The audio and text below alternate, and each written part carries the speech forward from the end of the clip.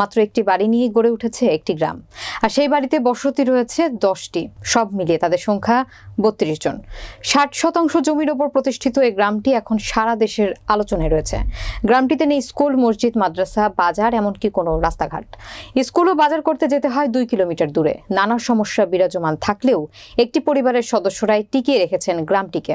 শুনতে অবাক হলেও ফরিদপুরের বোয়ালমারী উপজেলায় রূপাপাত ইউনিয়নে রয়েছে এই গ্রামটি।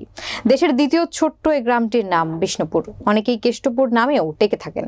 স্থানীয় বাসিন্দারা জানান 200 বছর আগে এই গ্রামটিতে 7 থেকে 8টি হিন্দু পরিবারের বসতি ছিল।